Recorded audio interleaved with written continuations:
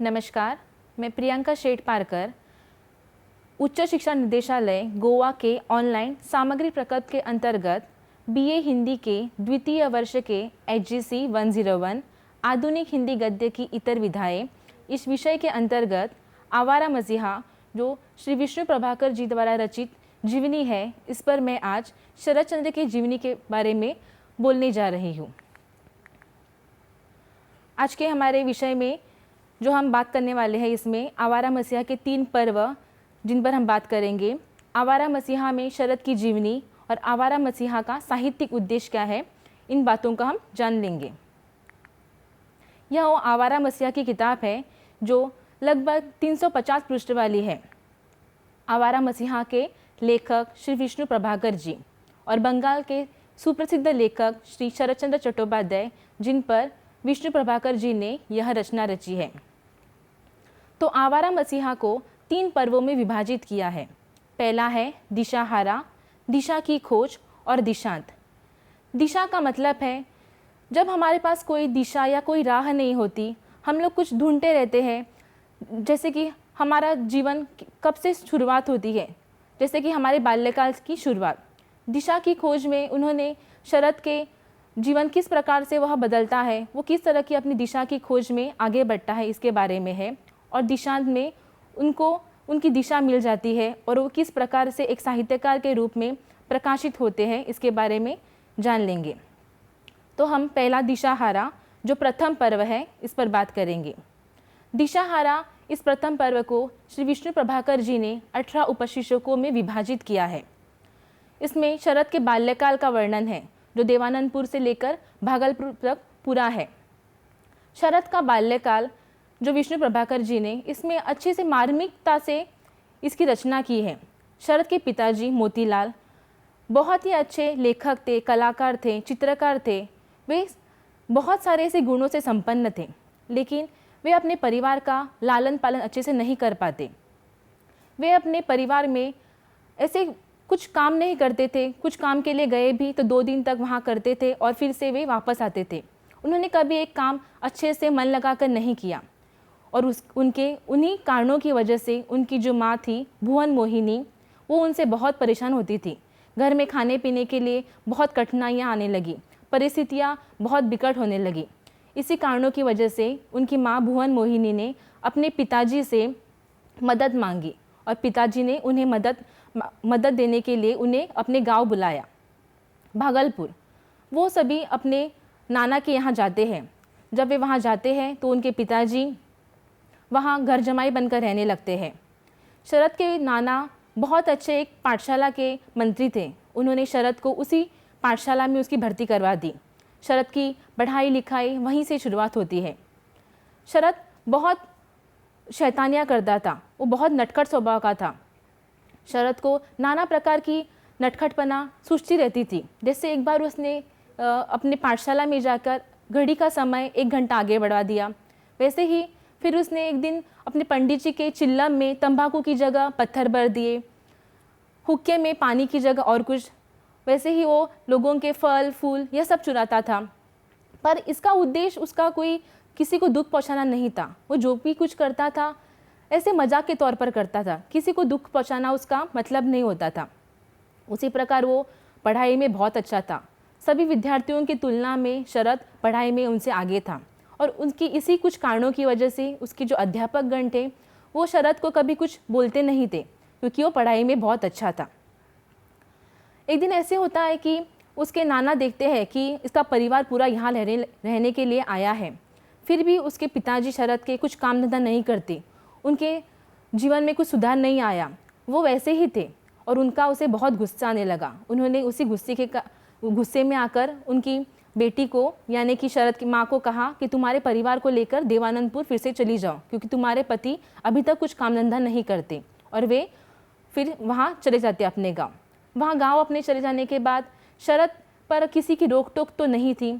शरद की बेचारी माँ अपनी परिस्थिति और हालात की वजह से परेशान रहती थी। उसके पिताजी को तो किसी का कुछ पड़ा ही नहीं होता था, वो बिंदास रहते थे। और उसी दौरान शरद को बहुत ऐसे दोस्त मिल गए और दोस्तों के साथ वह बहुत समय व्यतीत करने लगा, जिसके कारण शरद के पढ़ाई पर भी इसका असर होने लगा। शरद को बहुत बुरी आदतें भी लगने लगी। इसी दौरान उनके परिवार में बहुत से ऐसे उनको परिस्थितियों का सामना करना पड़ा, जैसे कि उनको खाने पीने में बहुत दिक्कतें आने लगी और फिर से एक बार भुवन मोहिनी को अपने पिताजी से मदद मांगनी पड़ी और वे फिर से भागलपुर चले जाते हैं। भागलपुर चले जाने के बाद शरद पहले जैसे नहीं था, उसके बदलाव में थोड़ा सुधार आने लगा था और वह अपने दोस्तों के साथ बहुत समय व्यतीत करने लगा। उसको बहुत ऐसी बुरी आदतें का संगत भी लग गई, जैसे कि वो उनके दोस्तों के साथ वेश्याओं के यहाँ जाने लगा, अफीम का सेवन करने लगा, तंबाकू खाने लगा, शराब पीने लगा। इन सभी कारणों की वजह से उसके जो नाना के परिवार में जो सदस्य थे वो उनसे बहुत विद्रोह करने लगे, उनको उसका गुस्सा आने लगा। उन्होंने शरद को बोलने के लिए बहुत समझाया भी, लेकिन शरद किसी की बात नहीं सुनता था। इसी बीच जब शरद को एक बहन पैदा हुई तभी उसमें उसकी माता का मृत्यु हो गया। मृत्यु के बाद शरद बहुत अकेला हो गया। अकेला होने के बाद उस पर बहुत ऐसी जिम्मेदारी आने लगी। एक दिन उसको जैसे अचानक होश आया और होश में आके उसने सोच लिया कि अभी मुझे मेरे परिवार का सोचना चाहिए, मेरे भाई बहन को मुझे देखना है। और उसने उसी में जाके एक नौकरी ढूंढी और उसको एक अच्छी नौकरी मिली भी। नौकरी मिलने के बाद फिर से सब कुछ अच्छा चल रहा था। चलते चलते ऐसे हुआ कि बीच में उसके पिताजी की मृत्यु हो गई। फिर से शरद बहुत अकेला हो गया और उस पर बहुत सारी जिम्मेदारियां आ पड़ी। फिर उसने अपने छोटे भाई को एक रेलवे में नौकरी दिलवा दी, बहन सुशीला को मालिक के यहाँ छोड़ दिया और दूसरे भाई को नाना के यहाँ छोड़ाया और खुद 26 साल की उम्र में वह अपने जीवन का दूसरा प्रवास शुरू करने के लिए चला पड़ा। और वहीं से हमारा दूसरा पर्व शुरू होता है, वो है दिशा की खोज। यह द्वितीय पर्व है। इसको 18 उपशीर्षकों में विभाजित किया है। इसमें सबसे पहले है रंगून का प्रवास। शरद जब घर से निकल पड़ता है तो वहाँ एक छोटा सा बैग लेकर, लोहे का बैग लेकर और बिस्तर लेकर चला पड़ता है। जब वो रंगून में प्रवास करता है तो रंगून का उसका प्रवास बहुत ही कठिनाइयों से का सामना करना पड़ता है, क्योंकि उसको 4-5 दिनों तक जहाज़ में सफ़र करना पड़ा और जहाज़ में बहुत पानी भी आने लगा, जिस कारण शरद को बहुत ऐसे समस्याओं का सामना करना पड़ा और जिस कारण उसको यहाँ उसकी यादगार ऐसे यहाँ सफ़र रहा। जब वो रंगून पहुँचता है तो रंगून में उस समय प्लेग नाम का एक रोग फैल गया था और उसी कारण जब वो रंगून पहुँचता है तो रंगून में जाकर उसको 10 दिन तक क्वारंटीन रहना पड़ता है। जैसे हमारे यहाँ आज कोरोना की वजह से जो हालात पैदा हुए, वैसे उन दिनों में प्लेग का यह रोग फैला हुआ था। तो क्वारंटीन यह शब्द तो हमारे लिए आज कुछ नया नहीं है। हम अब कोरोना की वजह से क्वारंटीन शब्द से हम लोग को आदत हो पड़ी है। वैसे ही शरद को वहाँ जाके 10 दिनों तक रहना पड़ा क्वारंटीन होके और क्वारंटीन के बाद वह अपने मौसा जी के पास चला जाता है। मौसा जी के घर जाने के बाद सब ने उसको बहुत आदर से उसका सम्मान किया, सब उसको बहुत अच्छे करने लगे।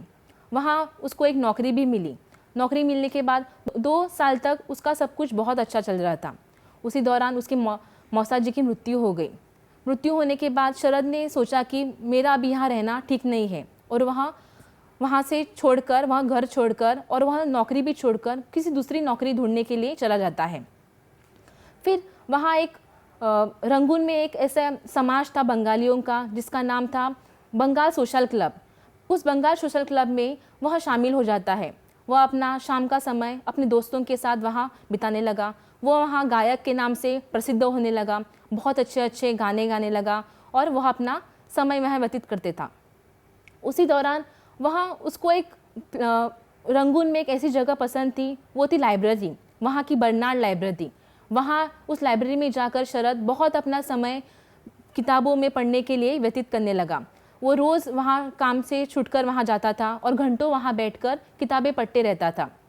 तभी से उसको साहित्य की और उसको जैसे चाह हो गई। फिर से एक दिन ऐसे होता है कि उसके परिचित दोस्त की लड़की शांति उसके पास आती है और उसे कहती है कि मुझे आपकी ज़रूरत है, मुझे आपकी थोड़ी मदद चाहिए, क्योंकि मेरे पिताजी मेरी शादी एक बूढ़े और एक ऐसे आदमी से करना चाहते हैं जो बहुत पियक्कड़ है और मुझे यह शादी से मैं खुश नहीं हूँ, मुझे कुछ तो राह दिखाओ, मेरे पिताजी को थोड़ा समझाओ। तो शरद उसको आश्वासन देता है कि मैं तुम्हारी मदद करूँगा। और अगले दिन जब शरद उसके पिताजी से बात करने के लिए जाता है तब उसके पिताजी उसके सामने एक प्रस्ताव रखते हैं कि क्यों नहीं तुम ही मेरी बेटी शांति से शादी करो। और शरद इस पर सोचता है और इस प्रस्ताव को मान लेता है। फिर शादी होती है शरद और शांति की, और दोनों एक साथ बहुत खुश होते हैं। उनको बहुत ऐसी परिस्थितियों का आगे सामना भी करना पड़ता है, जैसे कि 2 सालों के बाद शांति को एक बेटा भी होता है उनको, और फिर से रंगून में एक प्लेग का जो रोग था वो फिर से फैल जाता है और उसकी चपेट में शांति और उसका बेटा दोनों आ जाते हैं। इसके बाद शरद बहुत ही उदास होता है। उदासी के कारण वो बहुत परेशान होने लगता है क्योंकि वो बहुत अकेला पड़ गया था। उसी दौरान वह अपनी साहित्यिक दृष्टि को आगे बढ़ाने जाता है। फिर इसने आगे ऐसे कुछ नहीं सोचा था कि मैं फिर से दोबारा शादी करूँगा। फिर से वह कृष्णदास का उसका जो मित्र था वो उसके सामने एक प्रस्ताव रखता है कि मेरी बेटी से शादी करो, नहीं तो मैं भारत चला जाऊँगा, नहीं तो मुझे पैसा दो। पर शरद कहता है कि नहीं, तुम भारत चले जाओ, तुम्हारे मोक्षदा बेटी को यहाँ रहने दो। जब वो मोक्षदा उसके साथ रहती थी तभी उसी दौरान शरद बहुत बीमार पड़ता है, उसको बहुत बुखार आने लगता है और उसी दौरान मोक्षदा उसका बहुत अच्छे से ख्याल रखती है। उसी में वह उससे प्रेम करने लगता है और वह उससे शादी भी करता है। शादी के बाद उसने मोक्षदा का नाम हिरण्यमयी रखता है और इसी में दोनों खुश रहते हैं और उनकी ज़िंदगी आगे बढ़ती जाती है। इसी में साहित्यिक जीवन का उनका दर्शन जो होता है उसमें वे बड़ी दीदी, चरित्रहीन, श्रीकांत, पल्ली समाज, मजली दीदी, चंद्रनाथ, इस प्रकार के बहुत सारे किताबें और उनका संग्रह करने लगता है। लोगों में साहित्य के लिए वह विद्रोह बनता है। बहुत से ऐसे लोग कहते हैं कि यह हमारे समाज के लिए नहीं है, इनके जो कथन है वो हमारे समाज के लिए नहीं है। क्यों वे कहते हैं कि क्यों शरद नारी को इतना प्रोत्साहन देता है, नारी के लिए वो इतना क्यों लिखता है, और जिसके कारण साहित्य में उनके लिए विद्रोह का भावना उत्पन्न होती है। उसके बाद ऐसे कुछ कारणों की वजह से वो रंगून छोड़ देते हैं और रंगून छोड़ने के बाद उनका तीसरा जो पर्व होता है जो दिशांत, इसकी शुरुआत होती है। यह 30 उपशीर्षकों में विभाजित है। 13 वर्षों बाद वो रंगून छोड़कर भारत कलकत्ता लौटे थे। कलकत्ता लौटने के बाद वो एक उपन्यास के रूप में प्रतिष्ठित होने लगे। लोग उन्हें बहुत चाहने लगे, उनकी किताबों की मांग बहुत बढ़ने लगी, बहुत डिमांड आने लगा, बाजार में उनकी किताबों के लिए बहुत मांग आने लगी, लोग बहुत चाहने लगे। वो नारी के लिए बहुत सम्मान करते थे, इसलिए एक दिन कलकत्ता के महिलाओं ने उसके लिए एक कार्यक्रम आयोजन किया और उस कार्यक्रम में उन्होंने उसको बहुत सम्मान दे दिया और वे बहुत उसको चाहती थी, उसकी पूजा करती थी और नारी सम्मान वो भी खुद करता था। अनेक रचनाओं का लेखन उन्होंने प्रकाशित किया।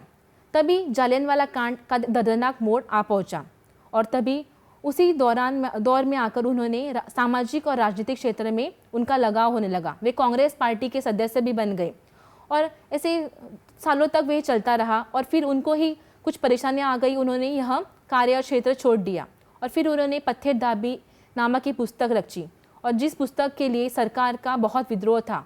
सरकार ने इस पुस्तक पर बैन लगा दी और यह पुस्तक छापना बंद कर दी। फिर भी उनके क्रांतिकारियों ने इस पुस्तक को बहुत चाहा और यह पुस्तक आगे चलती गई और इसी दौरान उनके जीवन का अंतिम क्षण शुरू होता है और उनकी तो अफीम खाने की आदत छूटी नहीं कभी और वे वही उनके लिए बहुत घातक रहा और उनकी मृत्यु 16 जनवरी 1938 में उनकी मृत्यु हो गई और यहीं पर हमारा जो 3 पर्व है इनकी वह ख़त्म होते हैं।